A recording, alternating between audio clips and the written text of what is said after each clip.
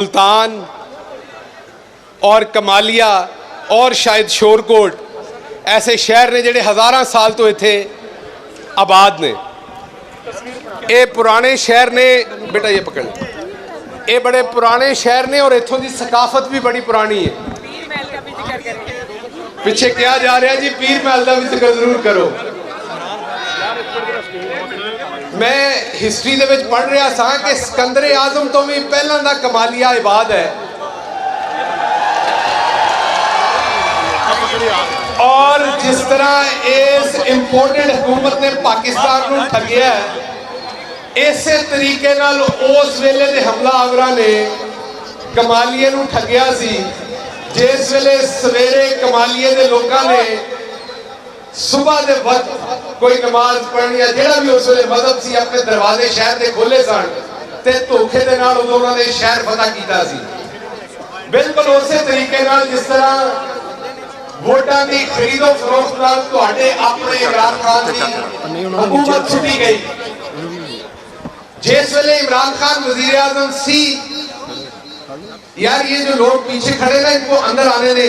ये जो पीछे खड़े हैं असद साहब चाह रहे हैं कि ये लोग अंदर आए या इन्हें आगे आने दें या पीछे आने दें मेहरबानी करके। असद साहब ने पहले भी कहा इनको आने दें अंदर। हम वजीर आजम इमरान खान को काम करते हुए करीब से देख रहे थे। इमरान खान साहब की 3 तरजीहात थी। पहली तरजीह थी कि वो किसी ना किसी तरीके से अपने गरीब को प्रोटेक्ट करे।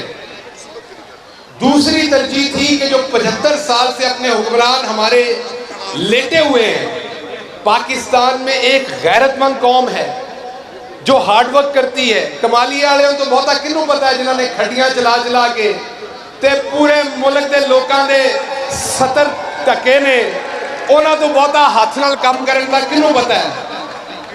सो ये गैरतमंद कौम है, ये मेहनत मजदूरी करती है। वो जरा बाहर जाके कहता है जी मांगने तो नहीं आया था लेकिन मजबूरी है।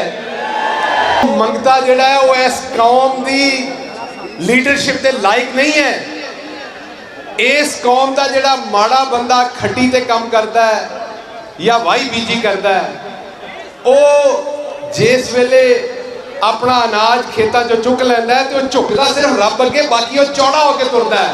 पंजाबी जाने निसर के तुरता है। इस मुल्क को पहली बारी 75 सालों एक ऐसा वजीर आजम मिलिया जिहदे हाथ जिस वेले किसी मुल्क का वजीर आजम भी हाथ पाउंदा सी तो उन्होंने लगता सी किसी गैरतमंद कौम का वजीर आजम हाथ पंजा कर रहा अगले पासेओ। ये जिहड़े जोकर ने लम्मे पै जांदे ने, पहला ही दूरों वेख के लम्मे पै जांदे ने। ये जाके बाहर दसदे ने कि असीं मंगण आए हुए हैं। मैनू दसो इन्हां दे मंगण होए तो तुहानू कदी कोई पैसे लभे ने? तुहाडी खाद सस्ती हुई है, तुहाडी खंड सस्ती हुई है, तुहाडा घ्यो सस्ता होया है, कोई शह सस्ती हुई है 75 साल? गरीब आदमी हर महंगी चीज और हर आने वाली हुकूमत दे विच महंगाई नू बर्दाश्त कर लेंदा और अगों भी करेगा। गरीब आदमी की इको ही डिमांड होती है और गल्लां ते गैरतमंद वालियां करो। इन्होंने जो कुछ पिछले 6 महीने दे विच कर छड्डिया है वो तुहाडे सामने है। हुण तुहाडे कोल 2 गल्लां ने। अगर कोई तुहानू कहेगा अगले 50 साल पाकिस्तान ने बिल्कुल ठीक हो जाना है, झूठ है।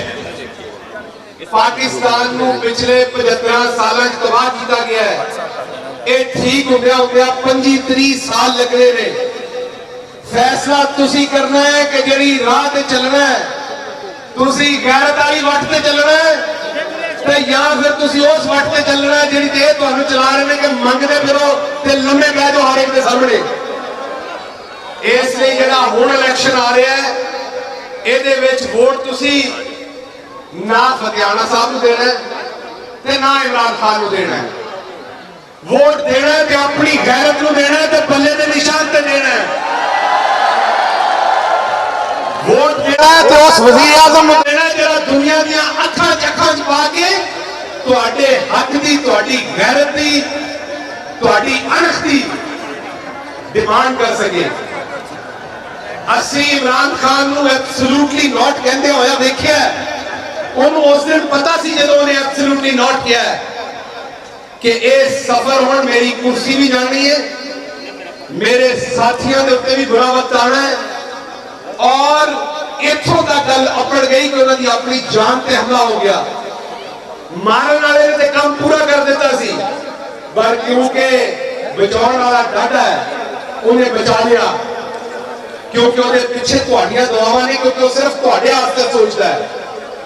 इसलिए जिहड़ा आने वाला इलेक्शन है और यह हकीकी आजादी मार्च है, इहदे विच तुहाडी पार्टिसिपेशन होर भी जरूरी है। मैं टेलीविजन के प्रोग्रामों के थ्रू, प्रेस कॉन्फ्रेंस के थ्रू इन्हां दी मंजी पीढ़ी ठोकदा रहा है।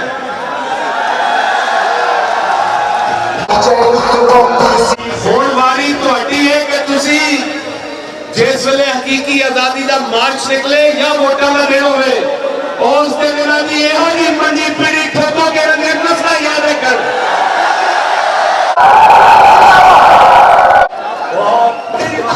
इसलिए मैं अपनी गलबात तुहाडे नाल इत्थे मुकावांगा ताकि असद साहब आके तुहाडे नाल गल कर सकन, पार्टी लीडरशिप का पैगाम दे सकन। लेकिन जाते जाते तुहाडे नाल आखिरी एक गल करना है।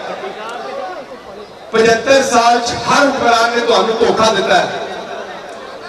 इस बारी बाजी इमरान खान के पिछे खेडो। इमरान खान तुहाडियां आने वाली नस्लों का भी मोहसन है पाकिस्तान जाना है, और इथों तक गल अपड़ गई कि उन्होंने अपनी जान ते हमला हो गया। मारन वाले ने तो काम पूरा कर दिता सी, पर क्योंकि बचाने वाला डाढ़ा है उन्हें बचा लिया, क्योंकि उहदे पिछे तुहाडियां दुआवां नहीं, क्योंकि वह सिर्फ तुहाडे वास्ते सोचता है। इसलिए जिहड़ा आने वाला इलेक्शन है और यह हकीकी आजादी मार्च है, इहदे विच तुहाडी पार्टिसिपेशन होर भी जरूरी है। मैं टेलीविजन के प्रोग्रामों के थ्रू, प्रेस कॉन्फ्रेंस के थ्रू इन्हां दी मंजी पीढ़ी ठोकदा रहा है।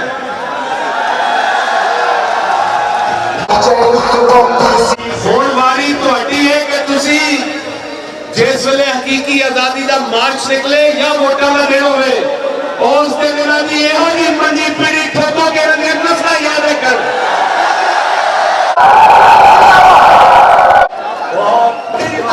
इसलिए मैं अपनी गलबात तुहाडे नाल इत्थे मुकावांगा ताकि असद साहब आके तुहाडे नाल गल कर सकन, पार्टी लीडरशिप का पैगाम दे सकन।